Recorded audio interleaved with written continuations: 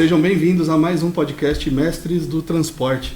Estamos hoje com Alexandre Casarim, que ele é um consultor, ele é um cara aí de muitos anos no mercado, que decidiu separar aí a luta dele no CNPJ próprio.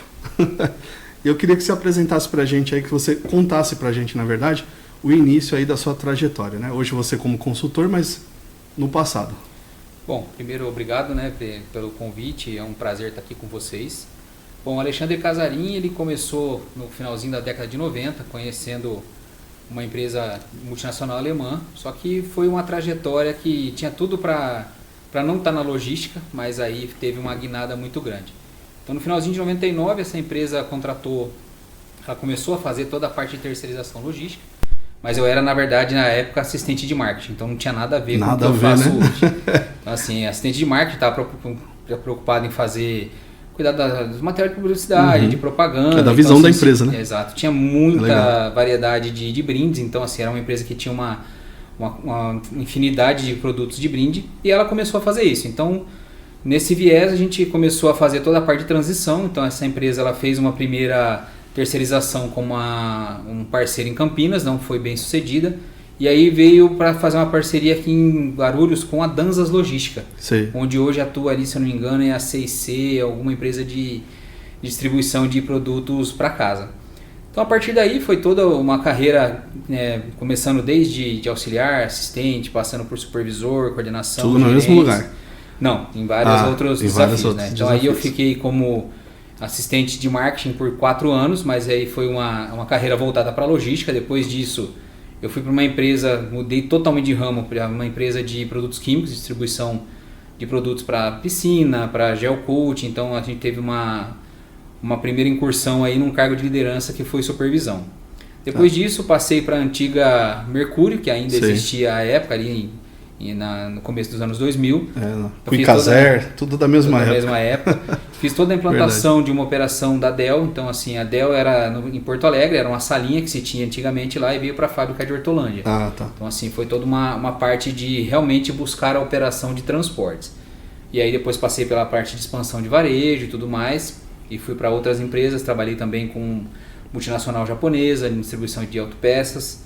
Nessa eu passei um período de 5 anos, onde eu tive a oportunidade de fazer a implantação de um CD na Argentina. Então, assim, foi uma experiência internacional que deu muita base para o que eu faço. Foi muito desafiador, né? Muito difícil, porque, na verdade, eu tinha acabado de me tornar pai. Então, hoje eu sou casado e tenho 3 filhos, e nessa época a filha do meio tinha acabado de nascer. Então, assim, foi... Nossa, eles não foram com você? Não, só eu. Nossa, ficava 15 dias, voltava 15 dias e fazia implantação. Então, um projeto que a gente fez de sair de uma antiga concessionária. Aí você imagina que uma concessionária tem aí 1.000 metros quadrados. A gente transformou num CD de 4.000 metros quadrados, com porta-pallet, implantação de SAP, fazer todo o treinamento, trocou muitos funcionários à época. Porque, assim, a realidade do Mercosul é muito diferente. Então, aqui no Brasil a gente tem nota fiscal, conhecimento. Aqui a gente tem muita firula, né? Lá eu tenho uma fatura. Então, assim, o que eu carregar no veículo, a fatura tem que estar de acordo com isso. Simples assim. Dá uma agilidade gigantesca, e a apuração fiscal e de impostos é totalmente à parte. Então, isso me deu uma baita de um impulso na carreira. E aí, no último ano agora de 2025... trabalhei numa empresa que era responsável por torres de controle, né, uma das referências aí da Big Four do Brasil, cuidando de projetos de oil e gas, fazendo alimentos e celulose, que também foi um campo que eu não imaginava o tamanho da penetração que isso tem no Brasil, né? Então a gente pensa assim, comprei aqui, estou com o nosso folderzinho aqui. A gente não imagina o tamanho do processo que até tem, chegar nesse folder, né? Desde a silvicultura, que é o plantio, que é o manejo da terra, a parte de maturação de eucalipto, a parte de corte, de poda, depois tem a parte toda de campo para trazer. Então, muitas vezes aí tinha 30, 40 quilômetros só de estrada de fazenda para o veículo sair com a matéria-prima, e aí mais 100, 200 quilômetros para chegar numa fábrica, para aí sim começar a fazer esse manufaturar tudo, né? E hoje é uma expansão, né? O Brasil hoje está se destacando aí no Vale da Celulose, principalmente aqui no nosso centro-oeste. E aí foi a minha última experiência como CLT. E agora, no último ano, totalmente independente como consultor. Então venho fazendo aí consultorias de transporte, de armazenagem, de implantação de WMS, de TMS em algumas empresas, então a gente vem formando uma grande carteira de clientes aí para poder fazer. Então hoje, o Casarim que chega aqui hoje já não é mais o Alexandre, ele acabou assumindo o sobrenome como o nome de trabalho, justamente por conta dessa trajetória toda que vem trilhando aí nesses quase 25 anos de experiência no mercado de transporte e logística. Perfeito. Eu fiquei curioso sobre o assunto da torre. Né? A torre de controle ela é meio confusa para algumas pessoas dentro de uma transportadora, por exemplo, né? Que está começando a tomar força agora. Né? Isso já de longa data na indústria, no comércio, mas no transporte, né? De você querer ter ideia de tudo que está acontecendo lá dentro, está começando mais ou menos agora. Então, queria que você falasse um pouquinho para a gente da torre. A torre de controle hoje é um tema que assim, é muito, vou usar o termo mal difundido. Por quê? Quando você fala de uma torre de controle, primeiramente eu gostaria que viesse a imagem dos aviões. A gente não vê avião bater. A gente só ouve avião que teve problemas. Ele cai sozinho. Ele cai sozinho em algum outro momento. Então assim, você imagina toda a tecnologia que ampara todo o processo e todo o investimento no desenvolvimento de pessoas. Mas para aquilo funcionar precisa ter o quê? Processo, muito bem definido. Então, se a gente traz hoje para uma realidade da transportadora, qual que é a maior dificuldade? É ele ter o equipamento que vai dar a resposta para a pergunta que ele está fazendo. Tá. O equipamento se diz a telemetria. Aí a gente tem tanto a telemetria, que são várias empresas que hoje têm difusão de eu tenho um rastreador, mas na verdade ele é um localizador. Sim. Ele está no 2G, eu já estou no 5G. Então assim, eu tenho desde o híbrido, eu tenho o satelital. Então tudo isso hoje, o que eu vejo que os empresários hoje ainda têm aquela resistência? Custo. Porque para se ter uma boa informação, ela tem um custo para ser conseguida. Então, se a gente não tem hoje uma empresa que está disposta, e principalmente pessoas que entendam essa necessidade, porque todo mundo quer informação, mas muitas vezes a informação está ali e a pessoa não sabe usar da informação. Isso é verdade. Né? Então, aí entra muito essa questão da torre. Então, a torre, o que ela faz? Ela junta tudo isso, primeiro ela vai focar em resolver o processo. O processo tem que estar claro, porque eu posso ter 50 pessoas operando na mesma empresa. Todas as 50 vão seguir o mesmo caminho de resolução. Todos têm que saber a mesma coisa. Então, desde a questão de ter um escalation list, o que é? Cada nível que eu vou cobrar. Então, eu tenho tempos de cobrança, mas tem que estar todo mundo dentro do mesmo processo. Eu vou dar um exemplo que a gente construiu de GLP. Então, o GLP, a gente tinha a medição desde a hora que o motorista fazia o login no sistema do caminhão, no sistema de rastreamento, e cada parada era medida o tempo que ele estava fazendo. Então isso a gente conseguia saber. Tipo como se fosse checkpoint. O checkpoint ele sabia dentro disso quantos quilos de gás ele estava, por exemplo, abastecendo aquele determinado local. Então a torre traz toda essa visibilidade, mas ela também tem que estar amparada por BIs que traduzam, né, esses dados para poder fazer com que isso hoje seja um resultado plausível. Entendi. Então assim, a torre hoje a gente tem que ter muita dessa clareza. Então muitas vezes a gente tem lá o setor de Customer Service, eu tenho outras áreas que dão ali um gerenciamento de risco, que dão suporte para uma área comercial ou até mesmo para um atendimento ao cliente. E a torre ela vem para poder deixar isso de maneira fluida. Então desde o início do processo até o final da entrega e a comprovação, a torre consegue atuar em todos esses níveis. E ela deixa muito claro que o quê? Tem que estar todo mundo no mesmo nível. Por quê? Se eu aciono um analista e ele não me deu um retorno, por exemplo, em 15 minutos, que é o que um contrato hoje gira de 15 a 20 minutos, eu vou acionar um supervisor. Se o supervisor não resolveu, eu vou acionar um coordenador. E eu vou escalando até chegar no presidente da empresa. Então você imagina você colocar um processo para ser cobrado. É isso que muitos empresários hoje acabam tendo essa resistência. Então essa questão do checkpoint e do escalation que você falou que é importante. Porque hoje a gente vê assim, o cliente ele pede uma informação, né? E talvez ele chegue, o ponto de chegada para pedir a informação também não é claro. Exato. Então ele vem, por exemplo, que é uma informação de entrega, ele não chega no saque, ele chega no operacional. Eu nunca tenho um caminho linear para seguir dentro, né, de uma transportadora, não me parece claro. Exato. E aí quando você fala de torre, você fala de escalation, ou seja, se eu não der aquela informação, ele já passa para o meu supervisor. Se o meu supervisor não passar, ele vai indo até chegar alguém que resolva. Até chegar quem resolve. Exato. Então aí você já diminui, né? E torna o processo mais linear, que é o que falta. Muito bom. E a gente ganha tempo, né? Porque tudo isso existe uma gestão da rotina. Então, se o Thiago for operar, o Alexandre for operar, a Camila for operar, todo mundo vai operar da mesma maneira. Sim. Então isso vai gerando dados, por quê? Um exemplo bem tranquilo. Quando a gente trabalha com entregas, sempre tem aquela questão, me dá um complemento, me dá um contato. E isso não é retroalimentado. Não. E a torre hoje faz isso. Ou seja, a gente alimenta a base de dados para que eu não tenha que pedir a mesma informação na próxima entrega. Fato. Então isso é uma não fica mais voando que nem ficava. Exato. Porque a torre sempre tinha aquela situação, mas por que eu chego no local, vou dar um exemplo de um condomínio que eu sempre dou um não atendimento? Porque o cara está no horário de almoço. Então eu tenho que pegar com essa inteligência que a torre me traz, e por lá com para essa ser base de avisado dados, antes. para quê? Do horário de, por exemplo, de 13 às 14 horas, o caminhão não pode chegar porque ele não vai ser atendido. Entendi. Então ele tem que chegar depois. E isso a torre traz. O que ela traz? Ela traz um saving. Eu não vou ter o deslocamento do veículo à toa.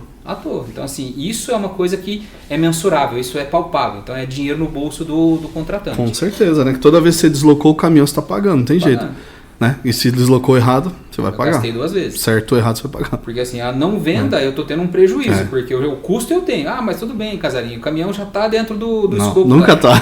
Cara, custo para mim, qualquer real mal gasto, para mim é prejuízo. É prejuízo. Então, a gente tem que estar sempre dentro disso. Então, esse campo de torre de controle, hoje eu vejo que o mercado tem muita oportunidade. Mas assim, pessoas se iludem, eu tenho uma torre de controle porque eu tenho uma pessoa que fica acionando. É muito além disso. Com certeza. Esse item que você falou, por exemplo, que é um item simples, mas horário de almoço, né? É um item que é interessante, porque você desloca o carro e às vezes você não se preocupa em montar um cadastro decente, que a maioria dos TMS, falando de transporte, eles têm a opção de você colocar lá. Sim. Mas é lógico que é opcional. Mas isso é importantíssimo, porque na hora de eu construir uma rota, se o cliente maior, que eu tenho um maior volume, tem horário de almoço, já compromete a rota inteira. E normalmente o seu maior cliente que consome, ele tem regras. Tem regras, Você tem que se adaptar a regras. Você tem que chegar determinado da faixa de horário, você tem que fazer um checklist, seu motorista tem que ter um cadastro. Exatamente. Às vezes assistir um vídeo. Às vezes tem que fazer um voucher antecipado antes de chegar lá. Você vê que a gente tem isso com muitas drogarias, são assim. Sim. Né? Você não consegue chegar lá, só chegar. Chegar e derrubar, não tem mais funciona. Isso. Então, assim, hoje a gente tem toda essa parte que o que a torre força? Ela força a profissionalização. Com certeza. Então, a torre ela vai exigir que o veículo seja rastreado, que tenha uma tecnologia aderente, que o seu TMS, que o seu WMS se conversem, que tudo isso gere em BIs, que você vai ter mapas de calor, você vai ter várias informações, você vai ter o desempenho do seu operador interno. Então, o seu analista ou o seu assistente, ele vai fazer. E hoje a torre não está somente focada em transportar. Então, você pode ter uma torre, por exemplo, de safety, que é um tema hoje que muitas empresas, principalmente do ramo de combustível, ela tem feito porque, cara, um erro de um caminhão carregado de combustível, sem chance, você pode destruir um manancial e colocar muitas vidas em risco. E aí tem também a questão, eu posso ter uma torre, por exemplo, de inbound, eu não preciso ter uma torre que olhe todo o meu processo, posso ter um foco. O meu inbound é mais complicado, falando de celulose, cara, eu tenho que me preocupar com o caminhão, se ele vai chegar a tempo, se a grua vai estar operando e dentro do tempo que o caminhão, o motorista pode trabalhar, dentro das 11 horas. Eu tenho que respeitar a lei do motorista. Então, se eu não faço essa conta, eu vou onerar o custo do homem-hora, vou deixar o veículo imobilizado, porque eu vou parar 11 horas sem produção e eu vou estar com um hexatrem parado, carregado, e eu não vou poder ter ação sobre isso. Nossa Senhora, prejuízo. Então, assim, o tema de torre é um tema sensacional. E aí a gente tem esse desafio hoje, principalmente de fazer essa mudança cultural. O transporte sempre vai focar no prazo, então no preço. Então eu vou colocar um rastreador que vai me ter um custo de R$500 a mais por mês, que vai impactar em 0,5 centavos no meu frete, para mim já é prejuízo, e não é mais. Não, com certeza não. Então, assim, a visibilidade que todo mundo preza, todo mundo quer, por exemplo, quando faz uma compra, entrar lá no aplicativo, seja no Mercado Livre, seja na... Quer ver instantâneo, né? Que você quer ver a movimentação do seu veículo. Só que por trás de tudo isso existe lógica gigante, isso é verdade. Lógica, existe tecnologia, existe o processo, as pessoas para muita gente trabalhando. Então, se as pessoas querem o fácil, mas para chegar no fácil, você tem todo um processo de maturação, você tem um aculturamento do mercado de transporte. Está nessa transição, mas eu ainda vejo que a gente tem aí um período aí de 5 a 10 anos ainda para começar realmente ter mais corpo nisso. Entendi. Hoje a gente vê em grandes operações. Então, se você fala de empresas de distribuição de gás, elas têm distribuição de combustível, ela tem porque ela mede a produtividade do veículo, você está fazendo as visitas que CO2, são necessárias. Tudo. Né? Então, assim, o OTIF é importantíssimo para eles, não adianta só entregar no prazo, mas se o caminhão chegar e eu não tiver ocupação total, eu estou tendo prejuízo, eu estou transportando o vento, e aí não é o interessante. Não é o ideal. Então, na verdade, essa questão de indicador, né, ela já é bem antiga no transporte, mas nunca voltada nesse formato. Exato. Né? Que seria o interessante, eu parar de gastar dinheiro, né? Por exemplo, a capacidade produtiva de um caminhão. Cara, tudo bem, se for uma rota dedicada, até concordo, ele pagou pelo carro, concordo. Mas a maioria das vezes não é.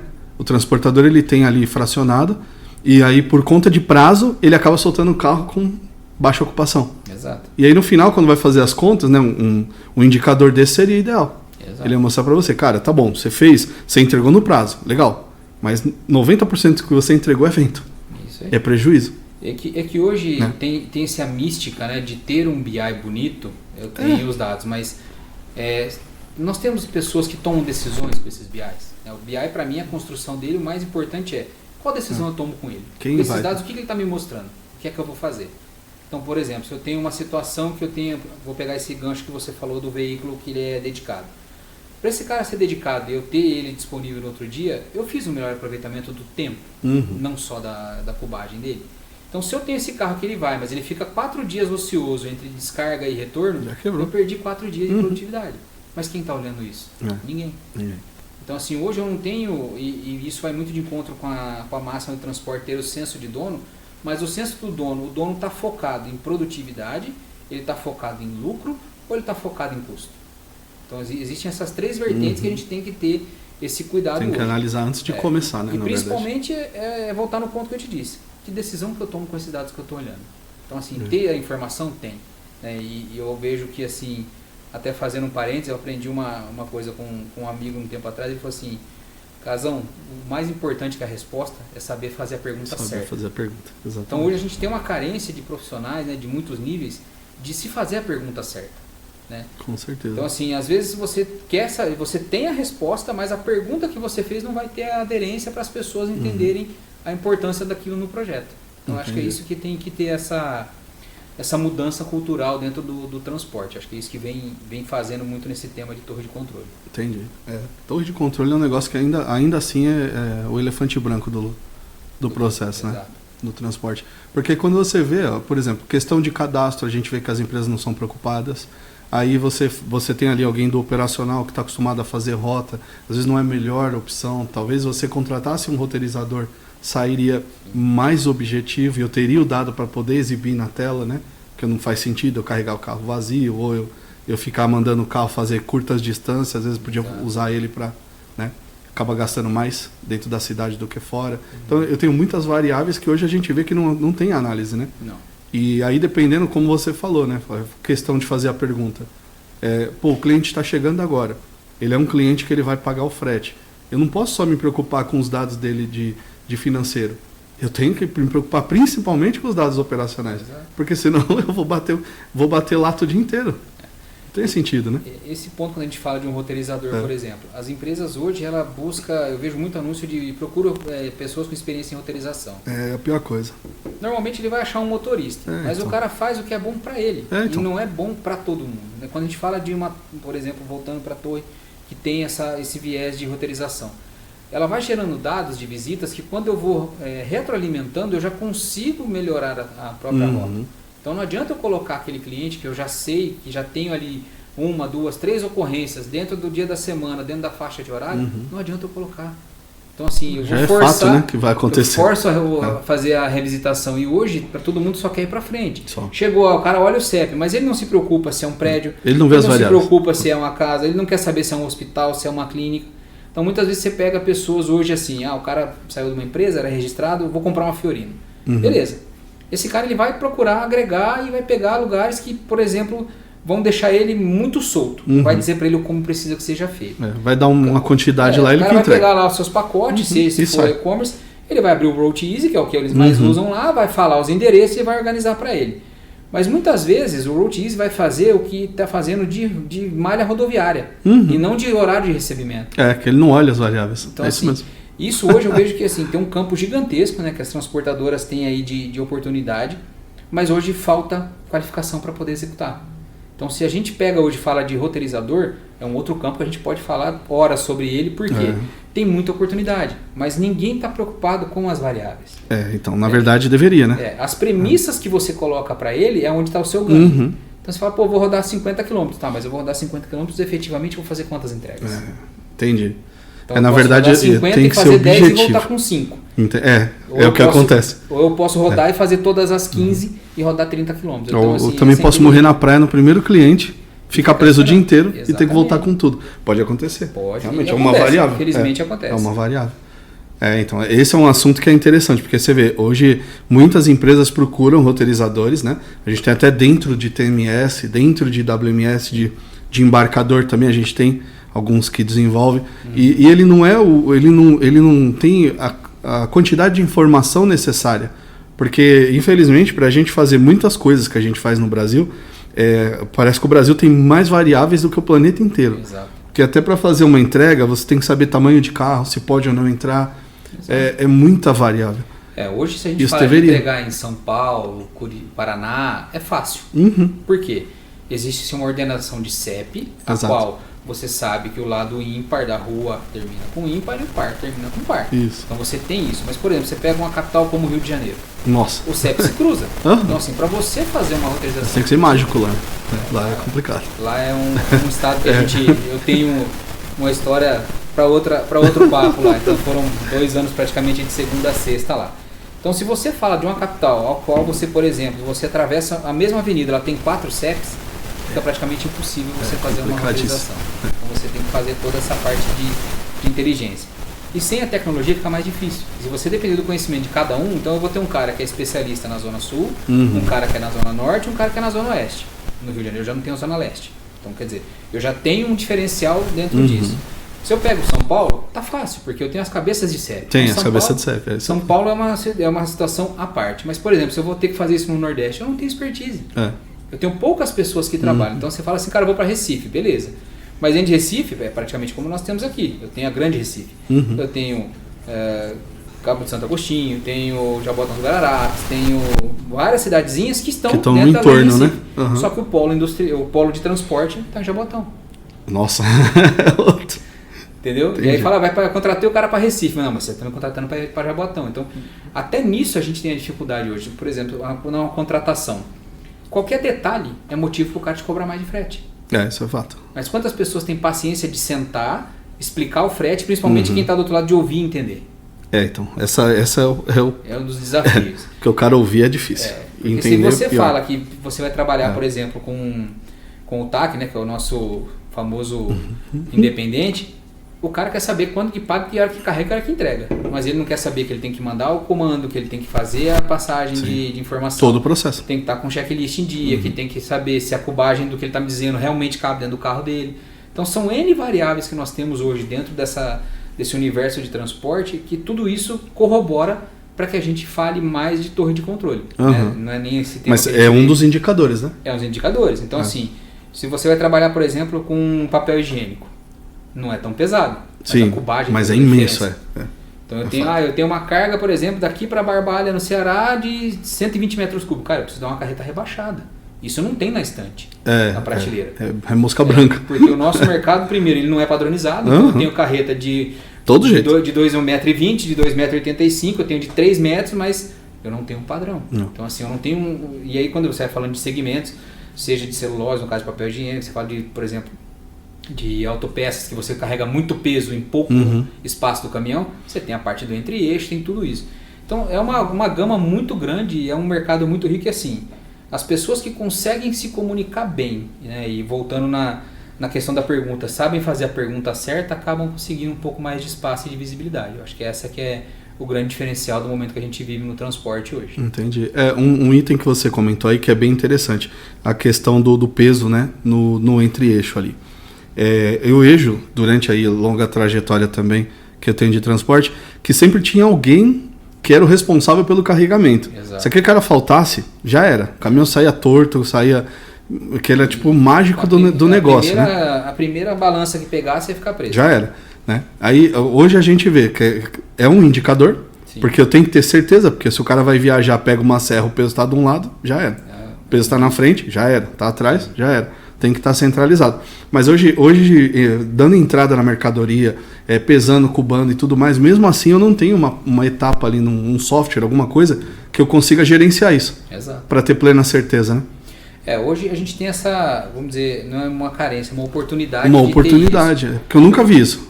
Tem algumas empresas agora, principalmente na América Central, nos Estados Unidos, que ela já tem câmeras que ela faz toda a parte da cubagem da carga. Então assim, abriu a tampa do caminhão, ele já cuba para saber qual foi a sua ocupação. Mas ele faz as duas considerações. Eu tenho a cubagem visual normal, daquilo da estufagem da carreta e também do peso que eu trouxe. Então não adianta eu ter uma carga de 25 toneladas concentrada em 4 metros de carreta, eu não vou ter a ocupação de cubagem dela. E isso acontece dependendo do tipo que você tem. Então assim, existem outras tecnologias e até um case legal, que depois fica de dica. Tem uma empresa chamada SSI Schaefer. Ela tem uma unidade aqui em Vinhedo que ela cuida de automação. Então assim, cara, tem produtos que são sensacionais. Você reduz 400, 500 metros de armazenagem para 12 metros verticalizado e tudo automatizado. Então ele faz o pick by light, tem uma situação, a N situação. E eu acompanho ele já há alguns anos, desde 2012 que eu conheci os primeiros vídeos dele. Eles automatizaram uma empresa farmacêutica na Europa que não tem contato com nada. Só abastece, já sai com a caixa sai roteirizada para colocar dentro da van. Então assim, não tem aquele negócio do cara pegar o carrinho, 4 caixinhas dessa, se arrastando.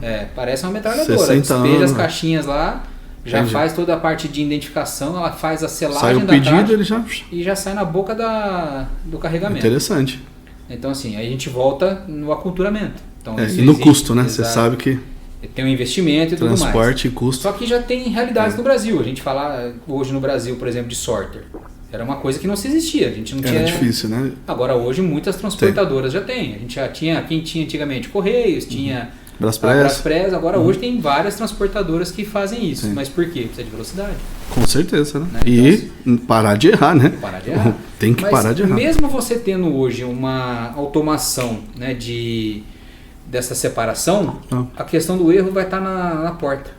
Na hora de colocar a caixa. É verdade. Por mais que você se entrar errado, sai errado, não adianta. Por mais que você faça uma etiqueta que ela seja efetiva, que você tenha um RFID muito bom, o problema vai ser na que a pessoa fez a acumulação. Na hora que caiu na esteira, se ela colocar no bendito do cesto errado, você tem todo esse problema. E normalmente, o que eu vejo nas transportadoras? Eu coloco rotas muito distintas, próximas uma da outra.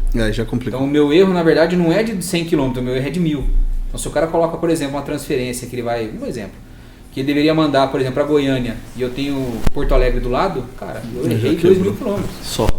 Então assim, eu tenho no mínimo 2 dias de problema ali para resolver. É isso mesmo. E tudo isso o que acontece? A visibilidade. Aí é onde entra o papel da tecnologia que pode ajudar. Então tudo isso a gente tem essa rastreabilidade e hoje o Brasil vem melhorando muito porque se a gente pega aí um número que teve, se eu não me engano, acho que foi no 7/7 da Shopee, que eu estava dando de um parceiro meu.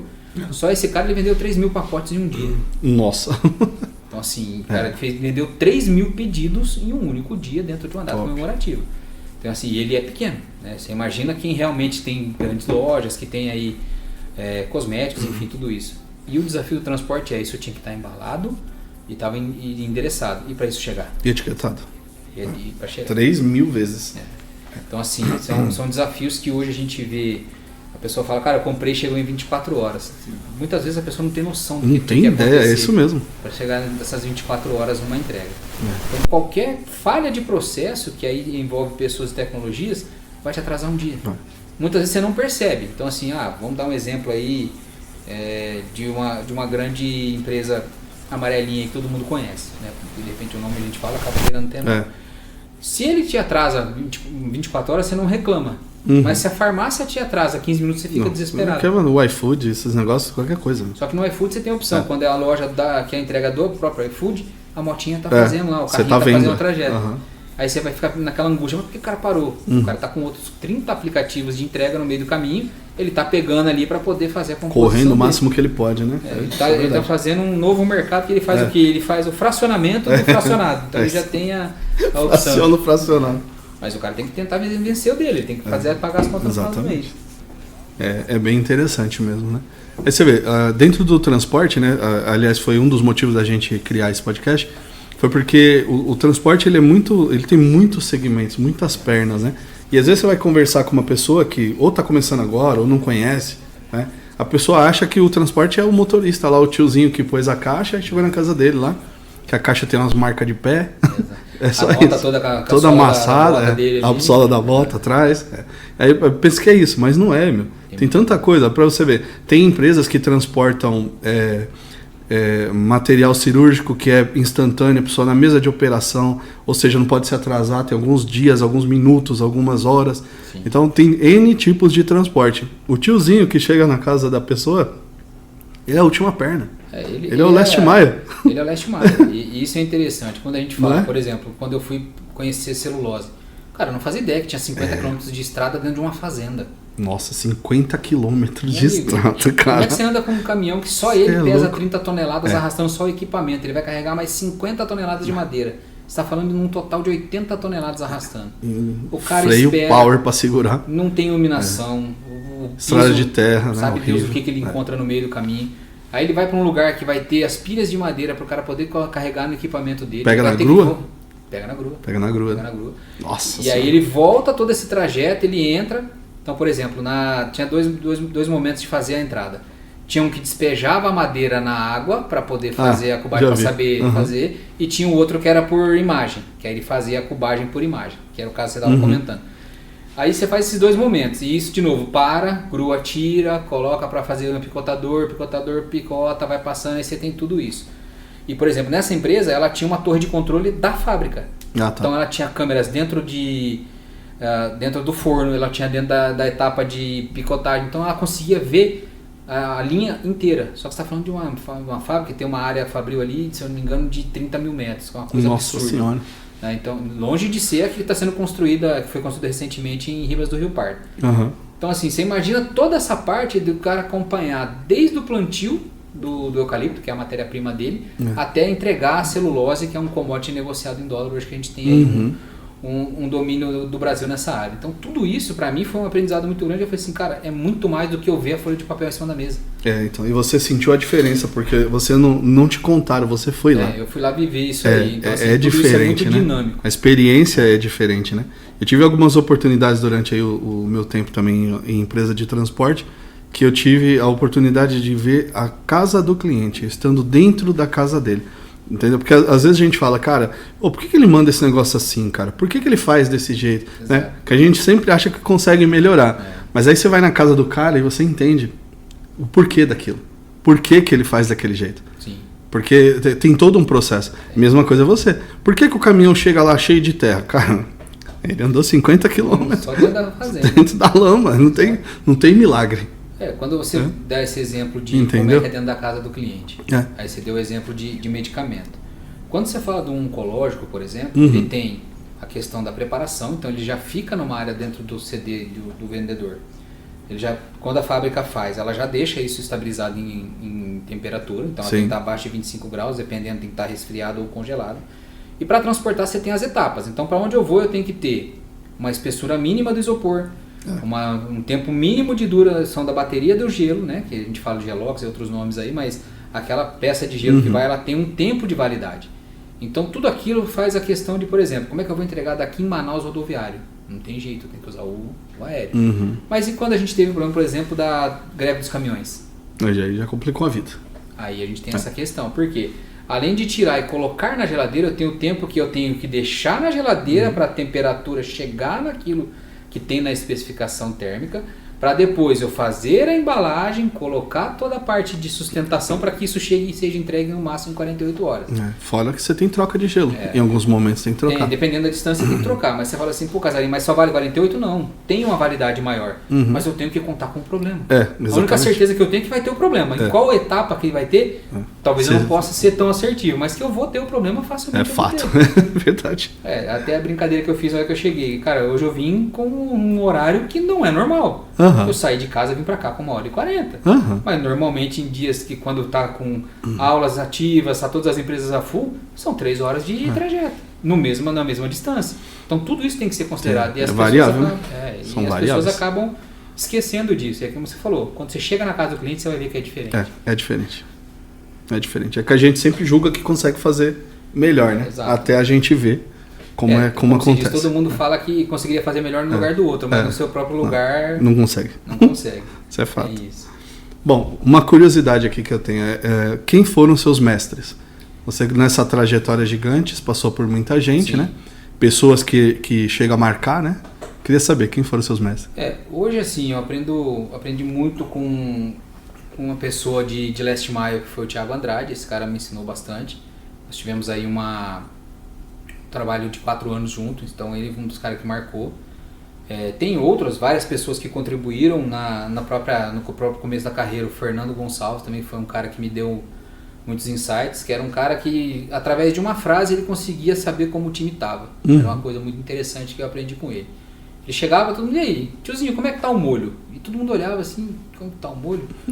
Até a pessoa entender que a pergunta dele era, como é que você está e quais são os problemas, todo mundo demorava para poder responder, porque sempre achava que tinha alguma coisa que pudesse prejudicar, não era nada disso. Então era um cara que sempre incentivou de, faz a pergunta, se interessa. Então a pergunta certa vem muito disso, né? E tenho isso que eu levo comigo. Falo assim, então aprendi muito com esses caras, também aprendo muito com o Thiago Brunet, é um cara que eu aprendo muito, principalmente na gestão de pessoas. Então é um cara que hoje ele é famoso na internet, tudo, mas é um cara que a história anda muito próxima com o que eu venho vivendo. Então tem a parte que você quebra, que você começa a se levantar, você começa a andar e aí você começa a colher os frutos disso. Então tudo isso vem ao longo desses anos, né? Então são pessoas que contribuíram muito para chegar no que eu tenho entregue hoje. Perfeito. E os planos agora para esse novo ano que está chegando aí?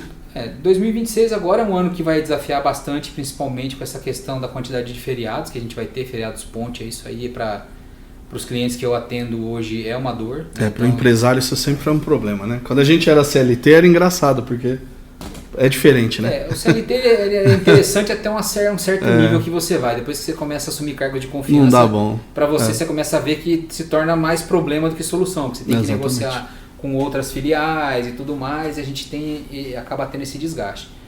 Mas aí eu tenho um desafio desse ano ainda de um projeto que está rolando, de fazer a abertura de um operador logístico no Nordeste, então já está em fase de homologação, já para poder atender a RDC 430, então é um operador que vem aí com muita força para poder... Grande também. Grande para fazer, tem filiais em Bahia, Sergipe, Alagoas, Rio Grande do Norte, até Fortaleza, e tem uma parceria muito boa para atender o Norte no aéreo. Então assim, é um ponto que a gente estava conversando, muitas vezes a informação não chega, você tem excelentes empresas que estão prontas, estão aptas, mas não aparecem, não existe na internet, ninguém te apresenta, não existe uma rodada, não existe, por exemplo... um podcast ou uma rodada de negócio você possa conhecer essas pessoas, né? E também agora fazer a ampliação dessa empresa e aí fazer a busca para romper aí a casa de 1 bilhão de faturamento ao longo desse ano. Perfeito. Bastante desafio pra gente. Meu, muito bom o papo. Adorei aqui falar sobre torre de controle, que é algo que a gente sempre... a gente tem produtos também relacionados a isso, mas a lógica, a inteligência, né, o tanto que você abrangeu, que é o que a gente tenta passar também aqui no nosso dia a dia. É muito interessante. E a questão também do dia a dia do transporte no geral, né? Que você vê, os itens que você trouxe são itens que a maioria das pessoas não desconhece. Às vezes tem a parte do desconhecimento, mas tem muitas vezes também a parte de não querer encarar do desinteresse. Porque a gente está falando de situações, de estar tocando em pontos sensíveis do mercado, que de repente pessoas vão ouvir o podcast e falar assim, mas esse cara está contando história. Bom, aí a gente tem 25 anos para mostrar que a história foi vivida, não foi bem contada. Não foi lida num livro, não foi vista no filme. Então assim, é um desafio muito grande, né? O transporte permite isso para a gente. E tenho certeza que dentro do grupo que a gente tem aqui hoje da empresa, a gente vai conseguir gerar muitos negócios aí e principalmente trazer essas soluções para o mercado. Com certeza, eles têm muita necessidade, né? E a gente ainda vai falar muito aqui sobre torre, que é um assunto que é bem vivo hoje, né? No transporte. Chegou agora, mas é bem vivo. Tá. Uma curiosidade, eu queria que você deixasse uma frase aí que te inspira, que te motiva. Frase que me motiva? Você toda... cara, é não desistir. Não desistir vai muito além de ser 2 palavrinhas aí dentro da frase.